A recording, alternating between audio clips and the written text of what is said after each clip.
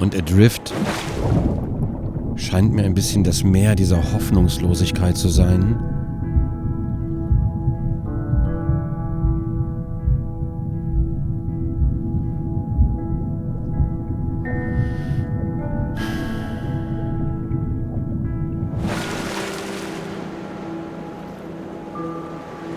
Tatsächlich. Es ist das Meer der Hoffnungslosigkeit und offenbar auch ein Meer aus Alkohol, um die Sorgen zu ertränken, was aber niemals funktioniert, denn Sorgen können immer schwimmen. Und wir sind offenbar eine Möwe.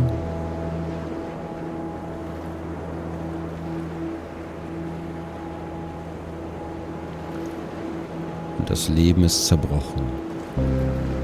I have so many things stirring around in my spirit that I have to write, to settle myself and find God's wisdom in the midst of chaos. I'm scared I won't be strong enough to face the things we might have to face in the coming weeks and months. But then I remember how much grace God gave us to walk out everything we've already faced. I've never felt completely overwhelmed, and I've never felt alone. So no matter what comes next, and I truly cannot even begin to guess how this will go, I know we will be carried. I want to shout out, look what God is about to do. Watch how he delivers Joel. And at the same time, I want to roll up in a silent ball and wait it out with fear and trembling, so aware of all my doubt, but yet convinced that my doubt is insignificant compared to God's faithfulness.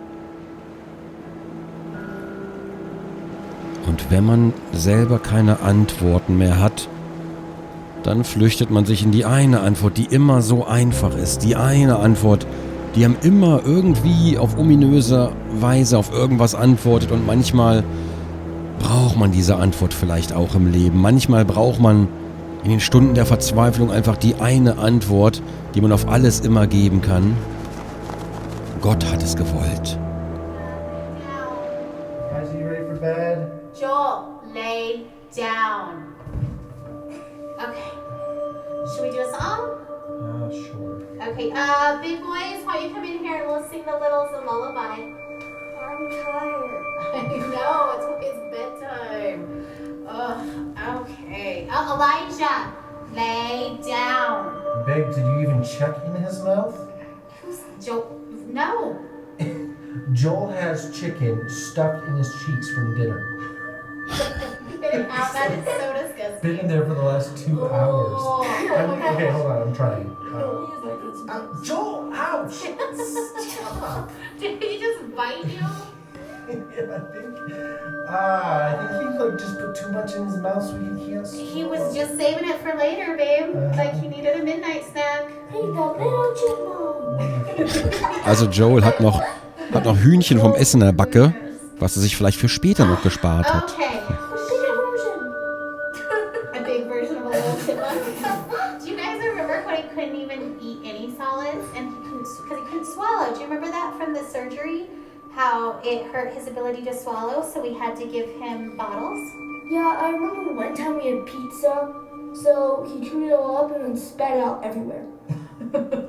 So gross. It was. I remember that. Now it's so gross. But he just wanted to try things so bad. He wanted to taste them. He wanted to be like you guys. Because you got to taste foods. He loved to eat, and I remember all I wanted was for him to be able to kind of eat like a normal kid and have normal things. I thought he'd never be able to swallow normal food, but then he did. And now it's everything. Everything. Like he eats pizza and pretzels and chicken And fingers. He's eating dad's fingers. Ow, Joel! God! Stop! Okay. And penguins. Okay. Hurts. Settle down. Come here. Let's sing a song. Okay. What should we sing, Isaac? Let me go. Okay. Cause I like it. We Yeah. Hey. You guys, I love to have fun I'm with trying you. to get the little But story at sleep. bedtime, every time, Elijah, lay down.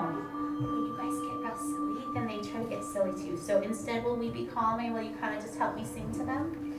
Yeah. Sure. Okay. When the sun is setting, we know, lay that down. Sun, we laughed and played together, and we've had so much fun. Now close your eyes. Elijah, I'll sing you a lullaby. I see. Just close your eyes to encourage them and listen to this lullaby. Even though you're tired, it's hard to say goodnight. So I will tuck you in your bed and kiss and hug you tight. Now close your eyes. I'll sing you a lullaby. Just close your eyes and listen to this lullaby. Alright, go to bed. Go to bed. Tell the boys goodnight. Give them kisses. Did you brush your teeth?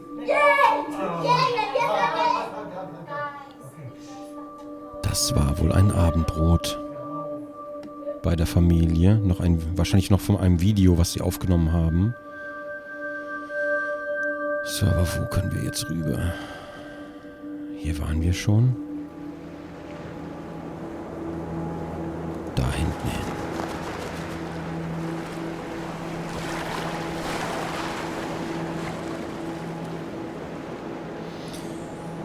Da ist mehr aus Alkohol und Erinnerung, wie es aussieht.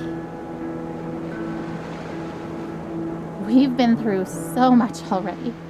This is a new degree of tragedy, but it's not so much different from the struggle we've already been living. We pressed into God. We pressed into faith. We fought until we found peace. We stood in peace when our flesh wanted to strive more. We stood in peace when it started to feel like laziness or foolishness or both. We waited for God to direct us specifically in prayer because all the directions we had initiated had not panned out. We prayed for no nausea because that's what we felt in our spirits we were supposed to pray, even though we'd prayed it countless times before while Joel continued to vomit. We saw one small miracle and then another. We waited to pray specific things until we were given specific direction, and we saw bigger miracles. And yet, if you asked either of us if we were doing enough, trying hard enough, we would say no.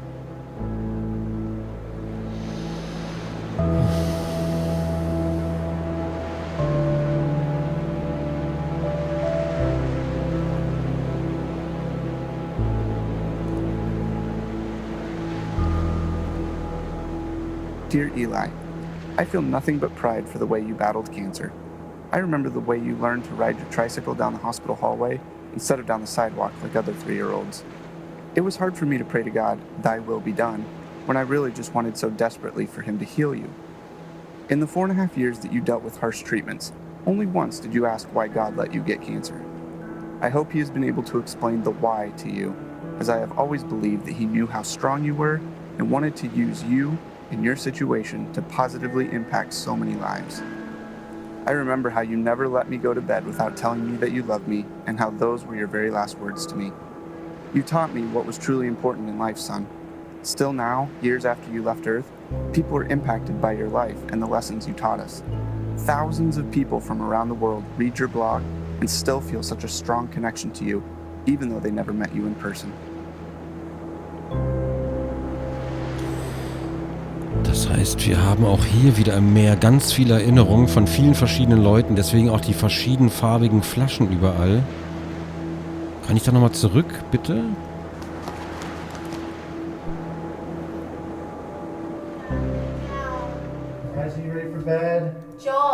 lay down. Okay. Should we do a song? Sure. Okay, big boys, how you come in here and we'll sing the littles a lullaby. Viele, viele verschiedene Flaschen. Ihr Tagebuch. Aber nicht nur ihr Tagebuch. Ach, das sind Fläschchen. Das sind gar keine Tagebücher, das sind Fläschchen. Und da hinten, das sieht aber aus wie Alkoholflaschen, wenn ich ehrlich bin. Ich weiß, es wirkt nicht so, als hätten sie sich in Alkohol geflüchtet. Ganz ehrlich, das wirkt überhaupt nicht so. War vielleicht eine Fehlinterpretation, weil es einfach, naja, es sieht schon sehr nach Weinflasche aus hier vorne und nach Korken da hinten. Ich bin mir nicht sicher. Ich habe keine Ahnung. Ich kann es auch nicht sagen. Ich möchte da auch nichts Falsches sagen. You would be happy to know that we continue to sell the Beat Cancer t-shirts that you love so much. We're still using them to raise awareness and funds for childhood cancer research and family and patient support programs. When you passed away, my greatest fear was that you would be forgotten. So many people still talk about you and how you changed their lives. That is such a precious gift to me as your father. Eli, you truly impacted more lives in your almost 8 years on Earth than many people do in a lifetime. I love you, buddy, and I can't wait to see you again. Love, Dad.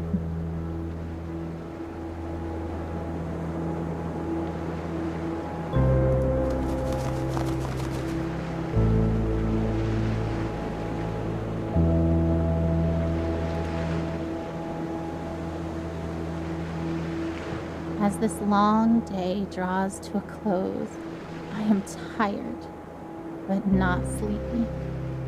My face is puffy from crying. I have a dry throat and dry hands, a slight headache, and a desire to write down absolutely everything. I want to describe the feeling of being entirely empty and entirely resolute. I want to explore how I can be deeply sad and incredibly hopeful at the same time.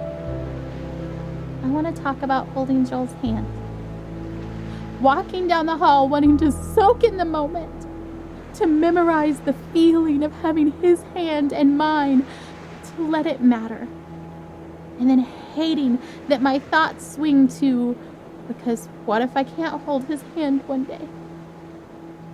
And hating that thought, wishing I could just appreciate each second of Joel without that appreciation spilling into the pre-morning I refuse to do because I believe he will live. But instead of fighting the brief thoughts of mourning, choosing to fight instead that lie that says that those thoughts betray some doubt, some mistrust of God, when I know that those thoughts make me human, and that God knows I am human. He doesn't make Joel's victory dependent on me never feeling unsure.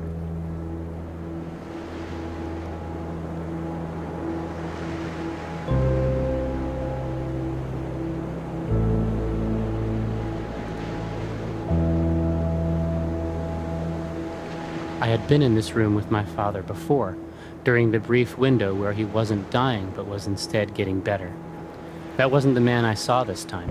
I saw the other one, the one who cried out and needed holding, the one who fell asleep for 20 seconds and then woke up a different person each time. There was a clear part right in the middle of it, a minute or so, where everything was calm before his tour of hell resumed.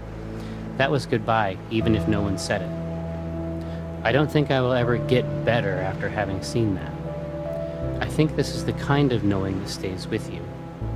I can reach into my pocket now and find it there.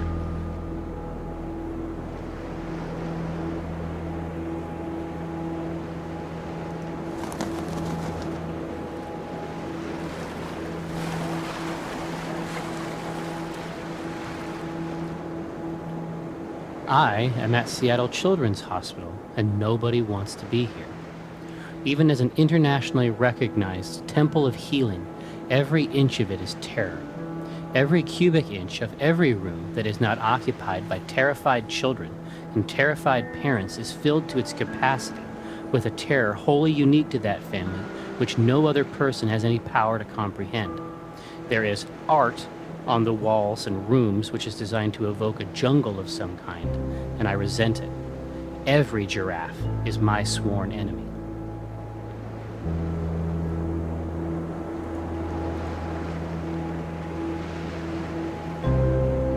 Even though every natural law indicates it, even though popular culture is rife with examples, even though the arc of his condition moved with haste in a particular direction, specifically down. I was very surprised when my father died. I was surprised that he couldn't. It wasn't merely naivete. Those afflicted with his particular cancer number less than 100. It is the sort of cancer that excites a doctor. One of the things that is so exciting about this cancer is that it apparently didn't form the hard masses we use to find the disease. Rather, it converts the meat of your abdomen into a kind of undifferentiated doom. What might happen is that they will attempt to draw your blood and instead draw out the green syrup that was once your guts. Shortly thereafter, they will tell you and your family that the fight is over. Ach du Scheiße, ach du Scheiße, ach du Scheiße.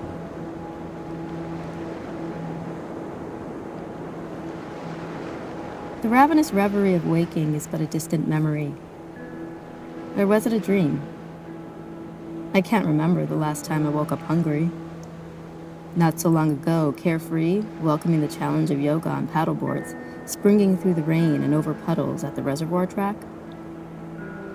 Weathering several storms since entering the first battlefield over 2 years ago, a succession of precise scalpels, high-energy beams, and pharmacological strategies, a journey no one asks for. Still standing, spirit unyielding but not the same. With each treatment, an imprint, evidence of what came before, willing rogue mutinous cells to yield to my current tailored chemical onslaught, stay put and do not multiply, or better yet, disappear altogether. By the will of God, through the tools of modern medicine, with the support of family and friends. Onward.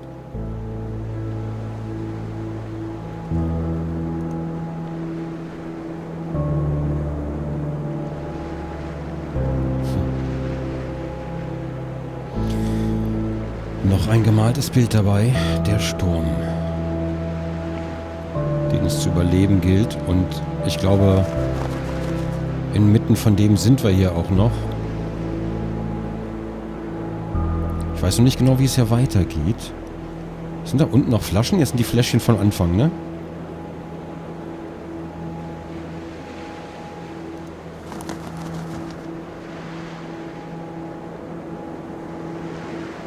Da hinten komme ich nicht rüber. Ich kann zwar noch nach oben, aber rüber kann ich nicht. Vielleicht fliegen wir erstmal, wenn es denn geht.